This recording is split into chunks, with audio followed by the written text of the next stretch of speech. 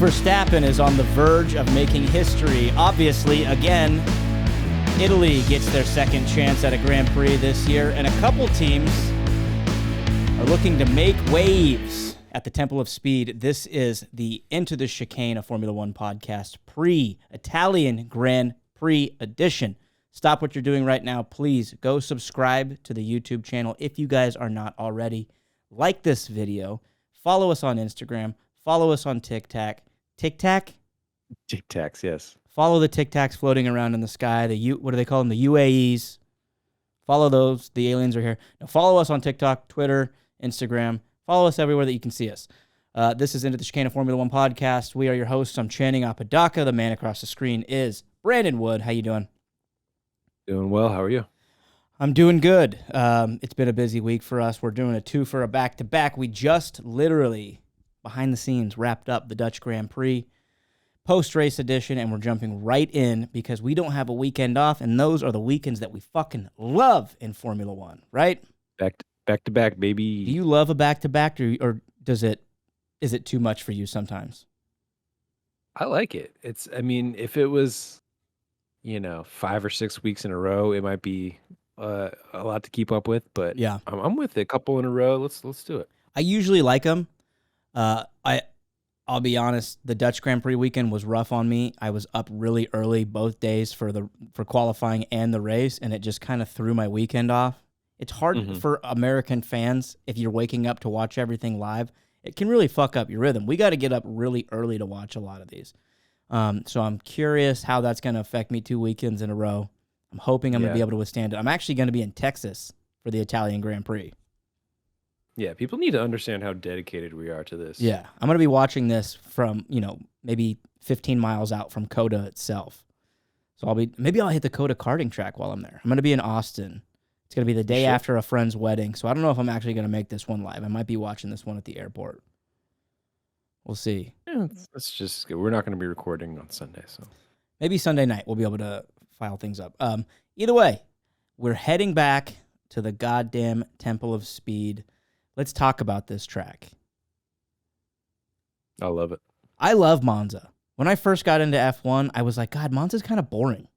It's a couple of 90s, a couple of hairpins, and then a little bit of a carousel along one of the straightaways. Not really. I wouldn't even call it a carousel, more like it's just a big swooping right. But it's mostly just straightaways, but goddamn have I come to love it. And I think most of that actually comes from playing the F1 video game. Because when you have to play the same track over and over again, once you're able to perfect it, it feels good. Yeah. But it's one of the most historic tracks. So I was just trying to see when it first held in let's see. Yeah, I guess 1921 was the first Italian Grand Prix, I guess. Was that back when IndyCar? Was that a Monza? Let's see. Monza's first built in 1922. God damn, dude. When I was talking to a couple of the Williams guys at the Austin airport a couple of years ago, they were saying that Monza is one of their favorite tracks to visit. That it's just cool. And I bet you the atmosphere there, the environment, the atmosphere is just fucking electric. Where is it in Italy? Monza. I know, but whereabouts in Italy is that? I couldn't tell you. Never been to Italy. Is it southern Italy? Is it northern Italy? Which part of the boot? Is it on the toe or the heel? Exactly. Or the ankle? We need to know. Hold on Google Maps real quick. It's right outside of Milan, so that's kind of cool. You got the Milan vibes. So you're way up there. You're at the very top of the boot. Damn near Switzerland. Oh, okay. I understand. It makes sense. Yeah. So the big story is going to be, obviously home race for Ferrari, right? So they got their big livery. They got their special outfits. I haven't seen the livery. I've seen the outfits. I think they're sexy as fuck. I love the more that they incorporate yellow into the Ferrari, just overall design. The more black and more yellow that they add when they do these one-offs, I think it looks, it's just sexy as shit. And then somebody green screened them into a behind a McDonald's counter, and I was like, there it goes. There goes all the... Yeah, it does look a lot like a McDonald's uniform. Yeah. Like the same colorway. It would be dope if they wore like a Grimace helmet. If I was one of them, I would get a custom paint job for with They should have done the Grimace collab. Could you imagine like a big Grimace face? Like you know how Bottas did his face on his helmet with the ears and the hair? If one of them did just like a purple Grimace face and you close the visor and it's Grimace's dead eyes. That'd be pretty cool. That would be an all-time helmet. So, last year Charles had held it together for a second place finish here. Wasn't quite able to of course hold anything to Max last year, even though he started kind of where did he start exactly? It was further back. I know Checo started further back than he did, but Max still had to come through the pack a little bit.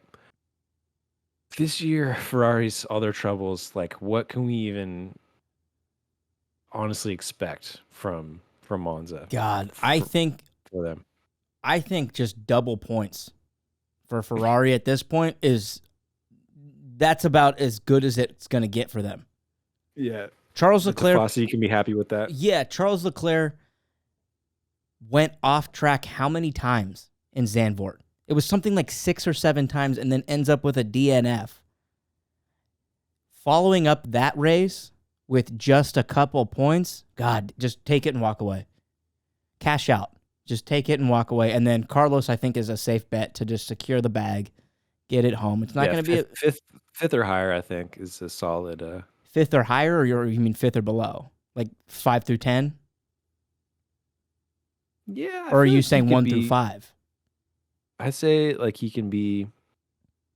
What I originally said was fifth or higher, but I feel like around fifth, maybe fourth. Podium spot's probably going to be tough for him, but I think he can bring home a solid if they get the strategy right and they got the setup going. I think where they're at, they can, he can easily be on that fifth spot. Sure, I think a podium is out of the question for both of them. I wouldn't be shocked if one of them ends up getting on it because just the romance of it, and then coming off of a terrible weekend. Anything can happen. Anything can happen, but coming off of a terrible weekend, the stars tend to align, and a good thing usually comes out of a bad weekend. So I wouldn't be shocked, but I don't see it happening. I think they're both going to land in somewhere between 4 and 10. One of them possibly in 4th, one of them in 6th or 7th. Maybe they do a 4-5, something like that. But I don't think they're going to be the stars of the show, despite the fact that they will anyway, right? Yeah, all the press leading up to right. Qualifying on Saturday will be all about Ferrari. It really shouldn't be, though. But, I mean, it's going to be. It's F1. We're going to be at Monza. It's going to be a Ferrari show. I'm reading this right now. So we bashed Ferrari a lot in the post-Dutch Grand Prix. They are promising a brand new car in 2024 that Charles Leclerc is supposedly very excited to drive. Yeah, I did hear or I did read a thing that the rest of the year for Ferrari, they're basically going to use as development time. Good. Not really going to worry too much. I mean, they're kind of out of the fight already. Yeah, and they're in a spot. They might as well do that. So yeah, they're in a spot where they might be just cushiony enough to keep McLaren at bay. Like they would have to really fuck things up, and McLaren would really have to kick it out of the park or hit it out of the park. I'm using kickball references now. Okay, that's how obscure my sports are getting. They would have to really hit it out of the park in order to like fully catch up and make it a challenge for that position. So Ferrari can probably kind of let off the gas a little bit metaphorically on the development of this year's car. Yeah, because one of the other things I'm really looking forward to this weekend, I think this battle for second place in the Constructors' Championship is really heating up. Mercedes has got it. Dude, where are they at now after this past weekend? Where's the Constructors? It's a 40-point difference. Mercedes is up 255 to 215. That's potential. I mean, George Russell DNF last week. There's nothing stopping Lewis from doing the same, or from George from doing the same this week. They're literally a rich boy away from being in second place. If Lance Stroll just consistently puts that thing in the fucking points, Aston Martin moves up from 7th to 2nd. Yeah, to finish you out can't the forget. season. Very importantly, cannot forget McLaren, who has 2 amazing drivers this season. So, but they're starting half a season late. Sure, they're already down 104 points to Aston Martin. So third or fourth place. That's what I'm saying. That Ferrari had. That's why I meant like Ferrari has a cushiony enough lead that they can probably coast and collect the little points and still beat McLaren by 15 or 20 points at the end of the season. Sure, but at the same time, I still feel like they're going to be in there fighting in that position for the rest of the races. So maybe 100%. They're going to play spoiler. The year-long standing, yeah, but they're going to be in there fighting and really making it tough for both teams, I think. Yeah, so. And the gap between Ferrari and Aston Martin actually isn't that far. It's only 14 points.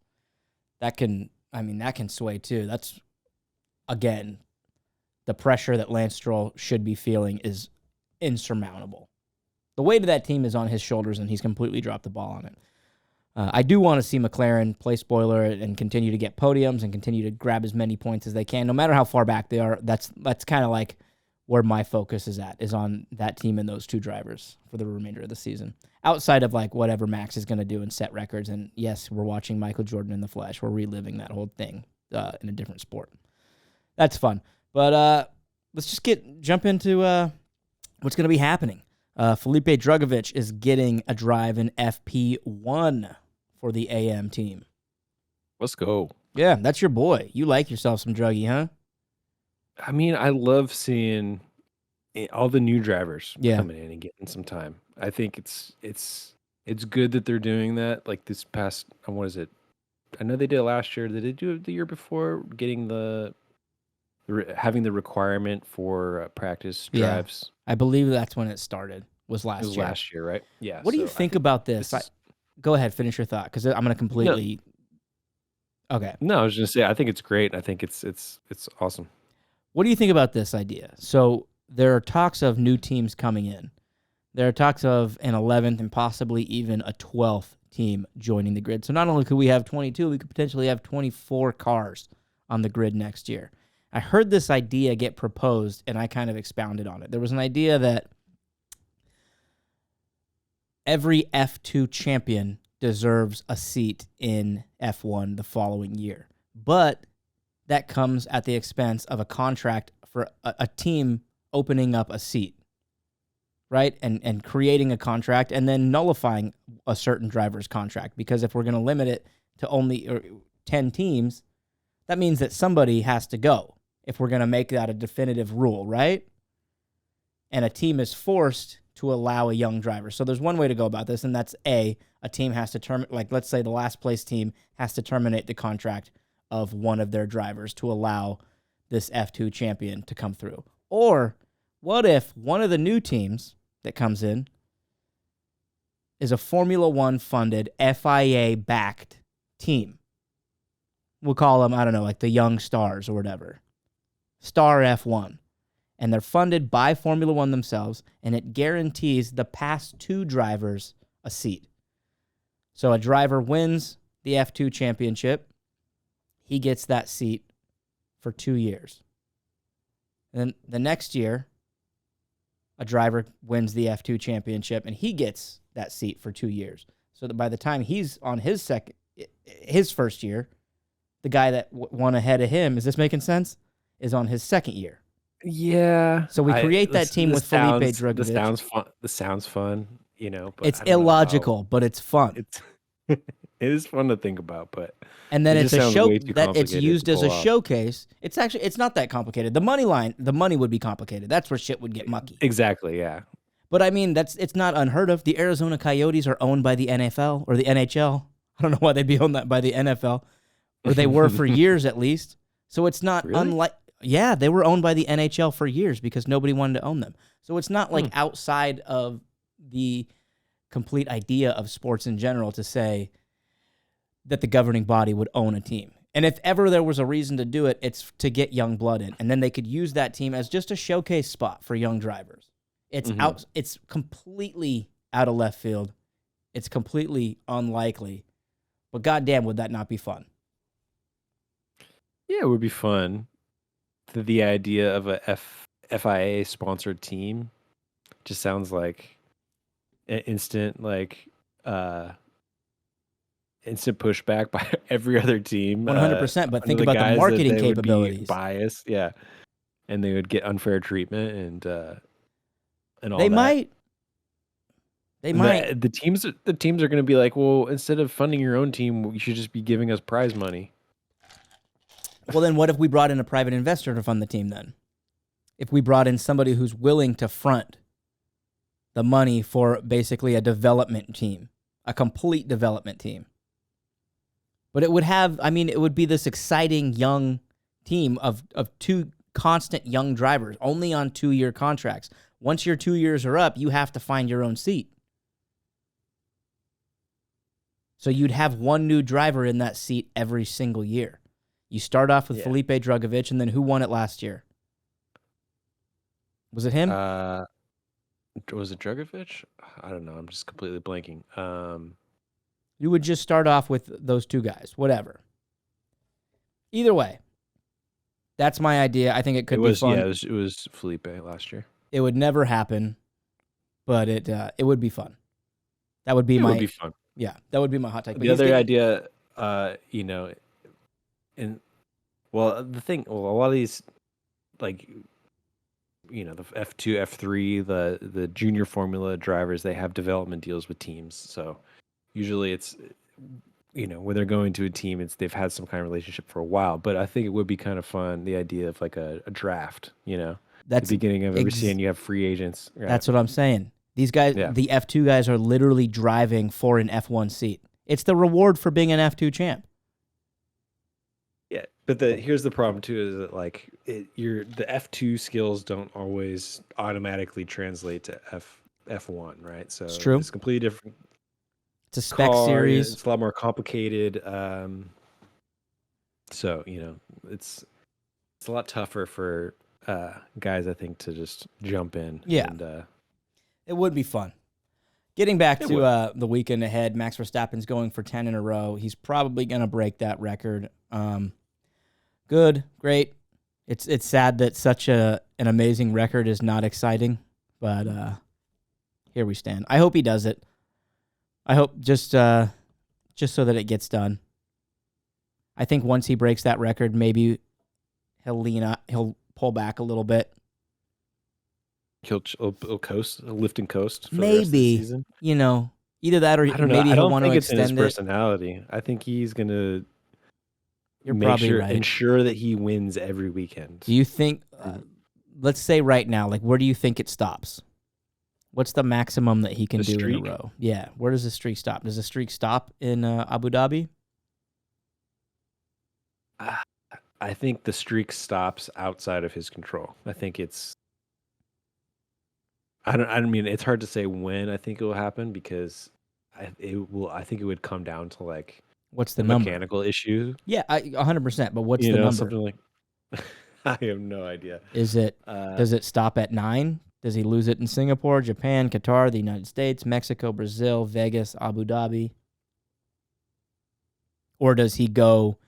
This would be 10, 11, 12, 13, 14, 15, 16, 17, 18 in a row. I mean, 18 in a row. There were seasons not long ago where that was the number of races. Yeah. I mean, Singapore is one where there's going to be, you never know what's going to happen with the weather there. So I think that could be a potential. That's what I was going to say. Wrench in his game. But other than that, it's hard to say. I think he has a possibility of winning everywhere to me, the rest of the season. So. The one outlier is Singapore. Maybe Japan. When was the last time they raced at Suzuka? Street circuit. Yeah. I don't know. It's been a few years. And Singapore is half street circuit, and the weather, I think, it played a factor last year. The way things have been going, it's probably going to play a factor this year. I'm going to say the streak ends. If it's going to end, it's going to end at 10. He'll lose. He will not win Singapore.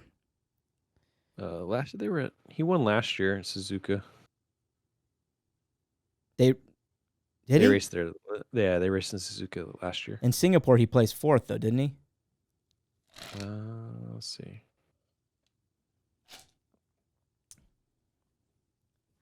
But from everywhere else, like I think he's got Japan locked down. I think he's got Qatar locked down. He's got Austin locked down. He's got Mexico locked down. Brazil. Maybe Lando or Lewis can give him a run for his money in Brazil. Vegas, who the fuck knows? That can be anything. That would be finished 7th in Singapore last year. There you go. So I knew he had some kind of an issue. And then I think Abu Dhabi, he's probably got locked up. Chances are he'll probably go hit 18. And that'll be like an unspoken, never broken record. You know what I mean? Yeah. It's going to be Gretzky's points. It's going to be, I don't know any other sport besides those two. What else is happening this weekend, though? Liam Lawson's going to be back in the AlphaTauri. Yes, he is. For the foreseeable future, we're going to be seeing him till about Mexico, right? Yeah, till Daniel's all healed and back. So that's if they don't decide to just stick with Liam. Yeah, I mean, if Liam's doing well and Daniel's not healing as fast as they want, I mean, those are old bones. Let him ride out. Yeah, he's over 30 years old now, so yeah. Exciting for the Italian fans though to be actually getting a race. Hopefully, God, could you imagine if Monza floods? I was gonna say, what is the weather report? I haven't even looked. I didn't even think about it till right this second. God, you know how much of this is going to be going on if it floods? Oh, my goodness. But it's a good opportunity for a couple of teams. I'm going to send in a bunch of garlic bread to soak all the rain. To soak it up. It's a great opportunity. Go ahead. So slightly cloudy as of right now. Oh, we're going to be fine. Through the weekend. So precipitation, only the highest on Sunday is 16%. So maybe a little bit higher on Friday, but that's about it. So they're going to be fine. We're going to be racing. Great opportunity for the Williams team. Oh, yeah. The past few years, they've shown supposed to be some good promise there. And then going into this weekend, this is the best year they've had in a decade. So at least since Valtteri Bottas was there, you know. Zandvoort wasn't supposed to be that great for them. Ended up being amazing. Week after week. All things considered. Yeah, so. They've been doing this thing where they keep going, we didn't expect to be this good here. We don't know what's going on. But we've known that this car, it has potential, especially in high-speed tracks. And that's literally all Monza is. It's a handful of straightaways. It's going to be a perfect track for them. It's going to be great for them. That flat floor. Yep. It's just perfect design. Alex's flat top. It's going to be amazing. And then I think McLaren has a good opportunity to show some good pace here. I'm very interested. Do you think, maybe you know this, the DRS rule where they're not allowing teams to use DRS during qualifying, is that already in effect? No, it was a proposed thing. It didn't pass? I don't know. I don't know if it was voted on or what, but I think it was like proposed potential change for qualifying. But I do know that this weekend they will have the alternative tire qualifying where they'll have to do everyone will be required to do hard tires Q1, mediums Q2, softs Q3. Ooh. So like we did a few races ago. So it's merit based whether or not you get to use those sexy sweet softs. I like that. I like that rule a lot. Yeah. Yeah, the DRS thing though I know was kind of aimed at hindering Red Bull's qualifying. It's 100% because it's a Red Bull rule. So who knows if that's actually going to happen or not. It's a little late, I think, for honestly, that. But it's not fair. That's 100% targeted to a team who's basically on steroids when they open up their DRS. But good for them. Like I don't think that Mercedes should have been penalized or been forced to take out the what was it called? The steering wheel thing that they had? Yeah, I forget what it was called. What the hell was that shit called? Hold on. But they should have been allowed to do that. That's innovation. Mm-hmm. That one might have been a step beyond. You know what I mean? Because it's an extra piece of mechanics instead of just a better operating bit of mechanics. Yeah. But still, it's you shouldn't be hindering innovation, I guess is what I'm saying. Yeah, but you still have to be within the regulations. So, but I think Red Bull are within the regulations. It's just that far beyond. But I said I asked the question just to say this, that if that rule is in effect, that could really, really help out a couple other teams, i.e. the McLarens, the Aston Martins, and the Williams at this track. If Red Bull doesn't have DRS, because they're fast on straightaways, mostly because of their DRS. But if a car like the Williams can just use its straight line power and speed, that can really help them along the way in a qualifying situation. Do you feel? Absolutely. Comparatively to the Red Bull. What the hell was that shit called? It was something with like the toe, the front wheel angle, right? DAS. That's what it was called. It was called the DAS? DAS system, yeah. So they would pull the wheel back. Yeah. The steering wheel had the capability to be pulled, and it was like a little bit of compression, and it would cause the two front wheels to turn in like that. So they were able to slow down faster and get their tires hotter quicker. Genius innovation. Poo-pooed by the FIA. Yeah. All right. Well, I don't think there's much other news. We've just kind of mucked about what's going to happen. Should we just do some bold P's and then get out of here? Yeah, I'm with it. I got an 8:30 flight I got to catch. It's 11:30 p.m. here. So I'll go with my first one. I think we're gonna see 3 teams on the podium this weekend. I should have done that one last week. I should have done that instead of that stupid protest that I thought was going to happen. I'm going to go with Alex Albon gets on the podium this week. Ooh, wow. Okay. I like that. I don't know if it's going to happen, but I like the boldness of it. It's going to happen. So my second one was going to be the same as my second one from last race. Max not on pole in qualifying. Ooh. See, that's what I'm saying. I think that Red Bull might struggle with qualifying. I think you're onto something with that. I could see it happening. It would be hilarious, though, if it was. The margin for making him, like, there's less margin for him to make up for a mistake. Or, like if they miss the timing or something like that, like it's real easy for him to not get on pole. So I think there's because of the straightaways, there's just like a little bit of a transfer of power, and especially the way that track is laid out. The finish line is halfway through that straightaway, so it gives drivers a lot more time to put their foot down and just collect speed coming out of that last corner where shit really matters. So if a car can just get to its top end, they can really compete with that, the Red Bull. It would be hilarious if I'm sitting here saying, oh yeah, it's not going to be a Red Bull, or it's not going to be Max, and it ends up just being Sergio Perez, and fucking same thing either way. I mean, that would still be cool too. Yeah, that'd be great. But I'm just saying it'd be funny if I'm saying like, oh, the Red Bull, is going to struggle against all these other cars. It would be like your Alpine call for last time. 100%.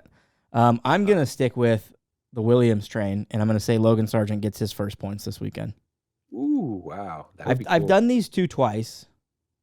That's okay. Which is fine. But my third one, Carlos Sainz is going to be the Ferrari hero this weekend. I love that.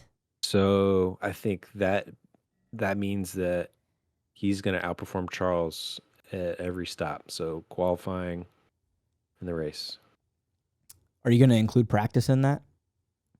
No. I don't think you have to. Practice. No, because that's not really. He's just going to outqualify and outpoint him? Yeah. Okay. I'm going to go with. And he's going to do it stellarly. It's not going to be sloppy. It's going to be forged in fire. Definitive. Definitive. Okay. I'm going to go 2 McLarens top. 2 McLarens in the top 5. Okay.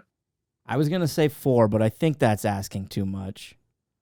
Yeah, you're risking it right there. But I think that's pretty bold, 2 top 5. Anyone outside of Red Bull, I think to say 2 top 5 is pretty bold. Yeah, that they have to outperform the Mercedes. Fernando's going to be exactly. You have to outperform at least one of 4 teams' cars. You have to outperform 1 Red Bull, 1 Ferrari, 1 Aston Martin, 1 Mercedes, yada yada, or a couple of each, 1 of each. I don't know how the math breaks down there, but you got to outperform a lot of people. So top 5, I think, is bold. Agreed. Okie doke. Cool. So bright and early, 6 a.m. on Saturday and Sunday. For qualies and for... yeah, we're watching live. I'm going to be in Austin, Texas. Maybe I'll be watching. I don't know. Actually, I'll be 2 hours ahead. So I'll be able to watch at 8. It might actually be easier. Yeah, maybe I will. I don't know. I'll figure it out. I'm probably going to have a couple of Lone Stars every night, so I don't know what kind of state of being. Especially, I have a wedding to go to on Saturday night. So Sunday's going to be a rough morning. Yeah. I think I'm going to end up watching that at the airport. Just stay up Saturday night and watch early Sunday. Have you seen me at a wedding? Yeah. There's no way I can stay up all night. Well, there is a way, but we won't get into that. I'll see you guys next week. All right. We will see you guys post-race after the Italian Grand Prix at the Temple of Speed in Monza. Peace. Cheers.